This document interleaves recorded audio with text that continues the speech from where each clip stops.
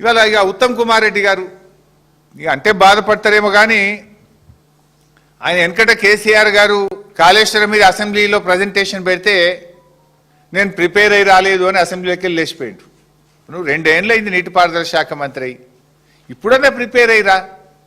ఏంది ఆ ప్రెస్ మీట్లు ఏంది? ఆ ప్రిపేర్ కాకుండా ప్రెస్ మీట్లకు వస్తే నీ పరువు పోతుంది, ఆ ప్రభుత్వం పరువు పోతుంది, రాష్ట్ర పరువు పోతుంది కదా. నేను ప్రిపేర్ చేస్తున్న అధికారులు కూడా మరి సరిగా ప్రిపేర్ చేస్తలేరా? నువ్వు సరిగా ప్రిపేర్ అవుతలేవా? నాకైతే అర్థమవుతలేదు. సగం సగం చదువుతాడు, సగం సగం చెప్తాడు. పురాగా చదవడు, పురాగా చెప్పాడు.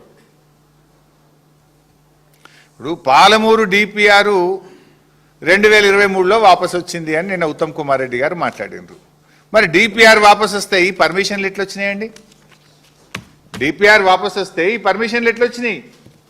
ఇగో ఇది మినిస్ట్రీ ఆఫ్ ట్రైబల్ అఫైర్స్ 17/7/2023లో పాలమూరు ఎత్తిపోతల పథకానికి 90 టీఎంసీలతో బీఆర్ఎస్ ప్రభుత్వము ప్రతిపాదిస్తే దానికి కేంద్ర ప్రభుత్వంలో ట్రైబల్ వెల్ఫేర్ డిపార్ట్మెంట్ ఇచ్చిన క్లియరెన్స్. ఇగో ఇది ministry of environment and forest and climate change, ఇది ఎన్విరాన్మెంట్ అప్రైజల్ కమిటీ మా ప్రభుత్వం పోవడానికి 2 నెలల ముందు 10/8/2023 అంటే ఒక్క నెలనే కదా, డిసెంబర్ ఏమో, 2 నెలల ముందు 10/8/2023లో 90 టీఎంసీలకు డిపిఆర్ను మేము పంపిస్తే 10/8/2023 నాడు ఈఏసీ క్లియరెన్స్. ఇది 27/10/2023 అంటే ఒక్క నెల ముందు, ప్రభుత్వం పోవడానికి 1 నెల ముందు. ఇది forest department, environment and forest department నుంచి వచ్చిన క్లియరెన్స్. ఇట్లా అనేక క్లియరెన్స్లు, దాదాపు ఇవన్నీ క్లియరెన్స్లు మేము సాధించినాయి. ఆనాడు 2023 ఏప్రిల్లో డిపిఆర్ వెనక్కు పంపిస్తున్నాము అని మా ప్రభుత్వం ఉన్నప్పుడు కేంద్రం చెప్పింది. చెప్పిన వెంటనే 2 రోజుల లోపలనే ఆనాటి మా ఇరిగేషన్ సెక్రటరీ రజత్ కుమార్ గారు లేఖ రాసి ఢిల్లీకి పోయి మీరు వెనక్కు పంపొద్దు అని ఒత్తిడి పెంచి పోరాడి కేసీఆర్ గారు స్వయంగా నీటిపారుదల మంత్రితో మాట్లాడి ఆ డిపిఆర్ యొక్క ఈ ప్రాసెసింగ్ కంటిన్యూ చేసినాం, అనుమతులు సాధించినాం. మేము ఎన్ని అనుమతులు సాధించినాము? పాలమూరు రంగారెడ్డికి 7 అనుమతులు బీఆర్ఎస్ ప్రభుత్వం సాధించింది. 1 కాదు, 2 కాదు.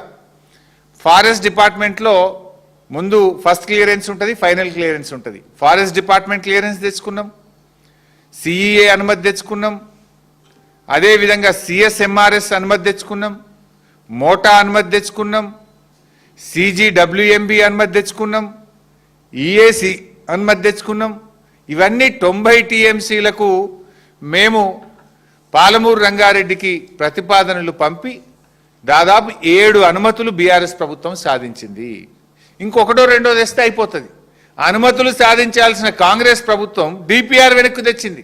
ఇదే కదా నిన్న కేసీఆర్ గారు చెప్పింది. మేమేమో 7 అనుమతులు తెచ్చినాం, మీరు ఒక్క అనుమతి లేదు, డిపిఆర్ మాత్రం వాపసు తెచ్చుకున్నారు. ఇవాళ డిపిఆర్ వాపసు తెస్తే మరి అనుమతులు ఎట్లా వచ్చినాయి మా హయాంలో? ఎందుకు మాట్లాడతావు ఉత్తమ్ కుమార్ రెడ్డి సగం సగం? వాపసు వాళ్ళు పంపిన మాట వాస్తవం. వెంటనే 3 రోజుల్లో కేసీఆర్ గారు మాట్లాడడం, ఇరిగేషన్ సెక్రటరీ పోవడం, ఒప్పించి మెప్పించి అనుమతుల ప్రక్రియను మేము కొనసాగింపజేసినాం కదా. మరి మీరేం చేసిండ్రు? మీరు నోర్లు మూసుకున్నారు. ఇవాళ మీ డిపిఆర్ వాపసు వచ్చి ఇప్పటికీ 7 నెలలు. 7 నెలల నుంచి ఎందుకు నోరు మెత్తలేరు మీరు? ఇవి 5/5/2025 కాంగ్రెస్ ప్రభుత్వం వచ్చినాక ఇది డిపిఆర్ పాలమూరు రంగారెడ్డి డిపిఆర్ను వాపస్ పంపుతూ కేంద్ర ప్రభుత్వం రాసిన లేఖ.